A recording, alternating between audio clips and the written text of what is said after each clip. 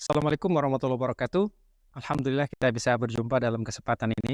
Subhanallah, dalam hari ini jagat internet Indonesia diramaikan dengan pembahasan tentang SGIE atau SGIE. Sesungguhnya eh, apa sih korelasinya SGIE ini dengan perekonomian syariah dan apa manfaatnya untuk Indonesia?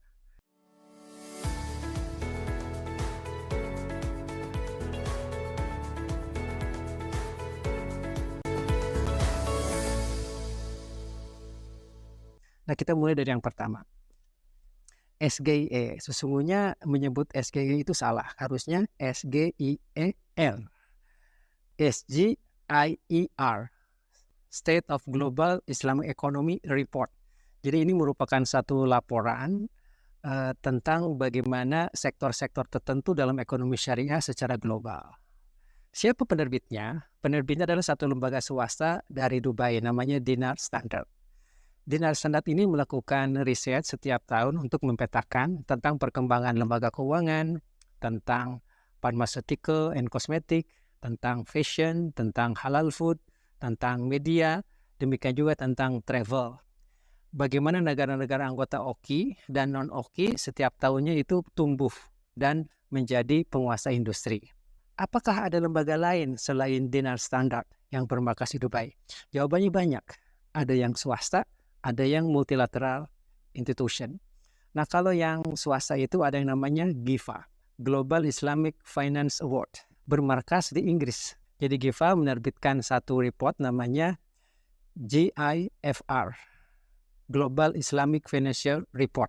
Oke, ini juga sama-sama report, tapi mereka lebih cenderung nyebutnya CGIFR, Cambridge Global Islamic Financial Report. Sama seperti halnya SGIE, si GIFA ini mengklasifikasikan tentang bagaimana ranking daripada perbankan, asuransi, pasar modal, demikian juga aset management, industri-industri non-keuangan lainnya seperti kosmetik, kemudian juga food and beverages, demikian juga hanya dengan media dan travel. Nah, di GIFA ini ada beberapa institusi sesungguhnya yang pernah diaudit dan pernah dianalisa oleh GIFA. Di antaranya misalnya ada the best Islamic Bank, yaitu adalah Bank Al-Inma dari Saudi Arabia. Ada the best multi-finance company, itu Siraj FinSGC dari Pakistan. Dari Indonesia kita bersyukur ada BSI, Bank Syariah Indonesia yang pernah menjadi bank syariah terbaik. Dan ada BNM, Baitul Mal Muamalat, itu juga pernah menjadi lembaga terbaik. Dan satu kesyukuran, ada satu lembaga pendidikan di Indonesia yang pernah mendapatkan ranking terbaik sebagai lembaga pendidikan ekonomi syariah terbaik dunia, yaitu Tazkiyah Institute tahun 2019 dan tahun 2021. Jadi ini the best Islamic economic provider in the world. Nah, itu yang swasta. Ada juga namanya IFN, Islamic Financial Network Award. Itu juga memberikan standarisasi. Di samping itu juga ada lembaga survei dan lembaga riset serta media dari Inggris namanya Thomson Reuters. Itu juga mengeluarkan standarisasi. Nah, kalau lembaga multilateral yang dimiliki oleh negara-negara seperti misalnya ISDB, Islamic Development Bank, atau juga anak perusahaannya namanya ICD, Islamic Corporation for Development of Private Sectors. Itu juga menerbitkan beberapa standar namanya IFDR, Islamic Financial Development Report. Itu begitu banyak kualifikasi yang diberikan oleh si ICD ini. Di samping itu juga ada IFSB, Islamic Financial Service Board, yang bermarkas di Kuala Lumpur. Ini adalah semacam IMF-nya. Jadi jikalau ISDB, Islamic Development Bank, semacam bank dunianya, kalau IFSB, Islamic Financial Service Board, adalah semacam IMF-nya. Di samping itu juga ada IIFM, International Islamic Financial Market. Nah, IIFM ini menerbitkan beberapa standar, pertama tentang hedging atau lindung nilai. Demikian juga tentang sukuk. Yang ketiga tentang liquidity management. Demikian juga standar tentang trade finance. Jadi ini begitu banyak standar yang dikeluarkan oleh IIFM. Bagaimana kaitannya si SGIE ini dengan Indonesia dan perekonomian Indonesia? Saya bisa menjelaskan sebagai berikut. Nah, alhamdulillah kalau kaitannya dengan industri keuangan syariah, kita bisa melihat ini dari berbagai sisi. Yang pertama misalnya dari sisi produknya. Di sini adalah satu lautan tersendiri. Dalam itu kita bisa melihat ada dunia perbankan, ada dunia asuransi, ada pasar modal, ada pasar uang, ada aset management, demikian juga ada gadai. Nah, masing-masing ini juga ada beberapa prinsip, misalnya ada prinsip jual beli juga ada namanya bai'ul murabaha, bai'ul inah, bai'ul wafa, bai'ul istijror, bai'ul istisna, bai'as salam. Demikian juga ada sewa menyewa namanya ijaroh mutlaqo, ada ijaroh muntahiyah bitamlik, ada ijaroh musfawi dhimmah. Masya Allah, ada juga sukuk, ada suluh, ada juga dengan doman. Ini Masya Allah, ini adalah satu lautan sendiri. Nah, kalau lembaganya itu sangat amat banyak. Ada perbankan, ada asuransi, ada aset management, ada juga gadai, ada multi finance, dan masing-masing punya standar sendiri. Misalnya tentang perbankan, ada yang disebut dengan IMBT, ijaroh muntahiyah bitamlik. Ada namanya BBA, Al-Bay' Bisaman Ajil. Masing-masing ini ada regulatornya. Misalnya regulatornya ada yang di Indonesia, ada yang BI, ada yang OJK. Kalau di internasional itu ada IIFM, International Islamic Financial Market. Ada juga AA, OIV, Accounting and Auditing Organization for Islamic Financial Industry.